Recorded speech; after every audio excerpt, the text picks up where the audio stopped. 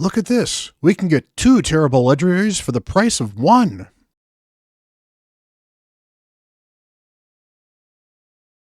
Hello, everyone. Bront, CatHerder here. We're having some fun talking Raid Shadow Legends, and I am here on my alt because we have a 1+1, and honestly, my alt is near Mercy. I am 17 or 18 shards into Mercy, which means I've got at least a 16% chance to pull Legendary, and it should be increasing from here. I have 7 Sacred Shards. We're about ready to get the Doom Tower reset, so we should be getting a bunch of them extra from Doom Tower. So I am not too worried about missing this fusion. So I figured now would be a good time to pull some shards. I know you guys love the shard pulling. I know I love pulling shards. It's always fun. It's always fun to see how bad they go or how good they go. One of these days, they'll actually go well. So let's grab some Pepsi and let's get to pulling some shards. First of all, before we actually go to pulling some shards, one of the reasons I'm willing to do this at all is that not only am I near Mercy, because I've been tracking my Mercy with RSL Helper, but we have a bunch of points here that are available for the Sir Nick stuff. So there's 210 in here. And while I certainly could miss these because I did hit them in other events, and I've not really missed out on any other events, this means I can actually kind of take it easy probably this weekend, and so maybe I won't be pulling shards this weekend. We'll certainly see what their offers are, what their events are, and to say offers, I mean what type of upgrade ups they're going to be offering, not because I'm going to actually be spending money. So I figured now is as good a time as any. If I only get him in 1, that's great. If I get him in the 7 I've got, that's great. That'll help me pick up a bunch of this stuff. And heck, maybe I'll pick up some of these soul stones or something like that as well. I do not have a He-Man on this account, at least not yet. Maybe if I pull enough of these that I have to worry about it, maybe I'll wait until I pull the other champion I've got, because I do have a summon pool here as well. So, you know what? I've got an offhand chance of getting a He-Man. I am going to wait for the champion chase, however, to do that. So with that said, we do have Pepsi. They are not a sponsor. Again, I keep talking to you guys, Pepsi. You look at all this publicity you could be getting, helping me pull legendaries. Let's make it happen. So with that said, we get some prayers in to RNGesus, as we always do.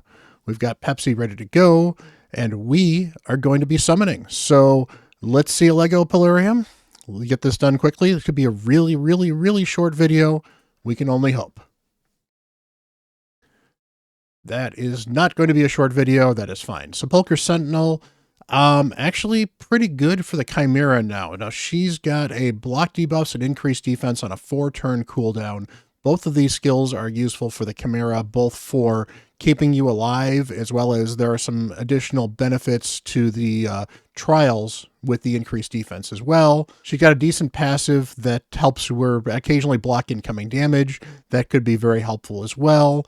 So, you know, she is not a bad epic to build, especially if you're trying to progress in Clan Boss and if you're trying to progress in the new Chimera Boss. So, not what I need on this particular account, so let us keep pulling. That is not a legendary. That is a Steel Skull. He is an awesome champion. He's got an AoE heal with a decreased defense. He's got a single target cleanse with a chunky heal. He's got a chance for poisons. He's not amazing, but naturally he's like 210 speed. He's super fast. He brings an awful lot of support.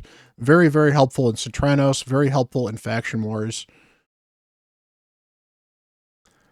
Tagore. Tagore is the empowered healer for the orcs. He's got a revive here with a shield.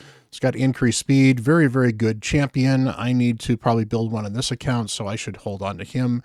To be fair, I was well past needing most epics on building this account, so I have kind of slacked off on building some of these epics, but this is a champion I probably should make sure that I have on this roster and built for Centranos. He's really good. All right, Polarium, that's enough. Let's pull one more. Let's get the 2 Legos, and let's call it a video.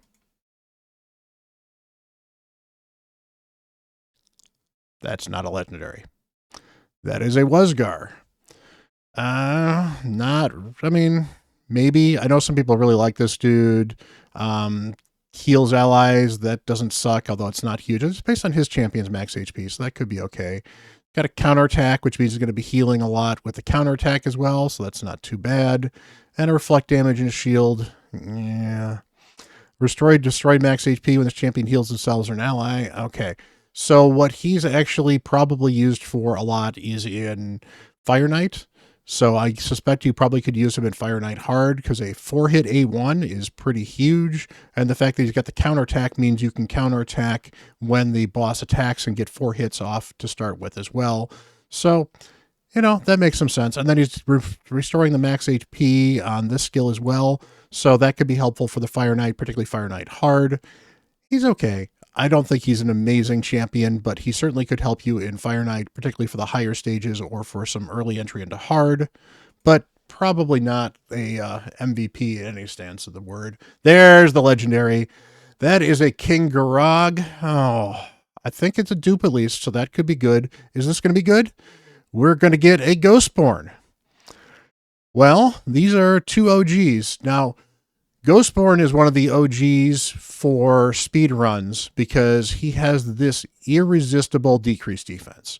And he's got an increased attack with it as well. And in fact, fun trivia fact, Ghostborn was the first legendary I pulled on my on my main when I pulled Sacreds. So I think he was my second or third legendary I ever got, and he was decent.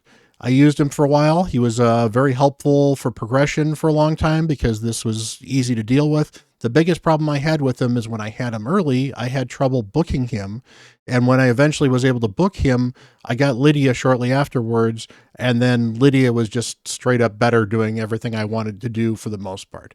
Still, good champion because he cannot be resisted. That is very easy to build. You don't have to build accuracy into his kit. However, because he has this heal reduction here, which again could actually be decent for Amius because it can be 100%. That does need accuracy, and then his A1 decreased defense also needs some accuracy. But the A1 decreased defense with the A3 irresistible decreased defense with the increased attack, he's got a decent kit. He is also, strangely, one of the few champions who has damage based off of speed and attack. And in fact, it's only on this skill right here. So if you make him faster, it does actually help with his damage a little bit. And he can hit pretty hard. Is he a meta champion in 2024? No, there are so many champions with better skills. The fact that this is on a 4-turn cooldown, and the only thing it really does is the increased attack and irresistible. Very old school. If this was on a 3-turn cooldown, I think he would be more interesting and more meta in today's build, even with a kit that's kind of simple. But decent overall. He's got this wonderful accuracy in faction crypts, which could be useful for faction wars as well. I really wish this was an all aura. That would probably make him a little bit better as well. Not the worst. Now, King Garog has been buffed twice, and he's actually not too bad now. He does some decent damage. I don't think I have one built on this account. I'm pretty sure I do have one on this account, so we'll check that in a little bit. But he's got a double hitter here, which is always nice for arena. 50% chance of placing stun, 75% if it's equal to a higher turn meter. If you build accuracy with him, that's fine. I tend to think that he's probably better off without the accuracy. He still may occasionally land this in arena just because you may have more accuracy than your opponent has resistance in arena. It just happens sometimes. And that's not bad, although that could get him sheeped. He's got here a 4-hitter. Each hit will ignore 20% of the target's defense. That's great because that makes this a lot more damaging. Ignoring defense anytime you can do that is great. Each critical hit has a 50% chance to decrease the cooldown of Goremaker by 1 turn. That is his A3. So 3-turn cooldown, 4-hitter. Each hit has a 50% chance to release the cooldown. So there's a good chance he uses this skill and his other one's off cooldown when it's done. This is a 5-turn, bookable to 4. Again, you use this one, and then you use the other one, and then this hopefully is off cooldown. You've got a good chance for it. Not a 100% chance, but it's got a chance. We'll ignore 20% of the target's defense. Again, ignoring defense is great. Ignore 5% of defense further for each buff on this champion. So with a buff-heavy meta, you can get up to 10 buffs on a champion. That's 70% of the target's defense ignored on this skill. So just because that's true damage, this is going to hit very, very hard. Not going to be the biggest nuke because his multipliers are still good, not great, but he's got a high attack. He's decent speed as well. He's not too bad. Finally, increase his champion speed by 6 and crit damage by 7% for each enemy this champion is killed in a round. Will not reset if this champion is killed. And whenever an enemy champion is revived, fills this champion's turn meter by 30% for each revived enemy, then places a 50% increased attack buff and a 30% increased crit damage buff on this champion for 1 turn. That's probably where the biggest buff for him happened. This skill lets him kind of steamroll quite a bit, so he basically can get 5 additional stacks of this for killing enemies. That could be helpful in PvP in a long rounded fight. It also could be helpful for wave clear because this resets, it does however reset each round, so not great, but it's there. Whenever an enemy champion is killed, fills the champion's turn meter by 30%, is great for countering revives. And that's for each revived enemy. So if you have one person that revives 3 enemies, say you've got a Marishka, who you kill the Marishka with this skill, you then get everybody else reviving, he gets 90% turn meter, which means he's probably going again. So if you kill a Marishka with this skill, for example, then you might be able to nuke the rest of them down with this skill, especially because they're not going to have stone skin up or any other protections up, and you'll have that 90% turn meter to beat whatever turn meter they have. So could be interesting. I'm not super thrilled with these pulls because overall I don't know if these champions are really going to fit this account. But to be fair, King Garog looks interesting enough that maybe I might build one without booking him and see how well he does. Let's go check my Faction Guardians quickly here. See what we've got. Faction Guardians, 4 orcs. We have, ooh, look at this. I've got 4 King Garogs on this account. I didn't realize I had that many of them. That certainly means I could make a +3 or even a +2 and get rid of this. But honestly, I like the fact that this gives me the additional 30% accuracy and 30% resistance. That will actually help my RTAC for my solo Ice Golem team. So that's kind of a big deal in and of itself. And if I'm not using him, it doesn't make any sense to plus him right now. Now, eventually, I may rotate him out if I get a couple of other duplicates, so that is good. And then finally, Dark Elves. Do I have him? I don't have any duplicates, which that means that, yes, indeed, Ghostborn was new on this account. So that's good. Again, probably going to keep on using Lydia in this faction. But again, it's nice to have variety. He is a support champion that can do damage, and the value of that, particularly in Centranos, can be high as well. So from that perspective, he brings something to this account that might make him worth building. And honestly, I probably don't even need to book him, although the problem is he doesn't land this stuff 100%, so he probably does need some books at some point. But hey, I'm honestly pretty happy. It only took 5 shards, which means I've got a bunch of those extra points. That's great. Hopefully, if you got 1+1, you got 2 interesting legendaries. Hopefully, they were really good legendaries, ones you were looking for. And you know what? If you're holding off, no problem in holding off.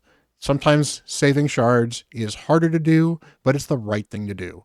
So until the next video, appreciate you guys hanging out. Hit that like button, hit that subscribe button, smash it if you can. I really appreciate you all. I'm Bront CatHerder.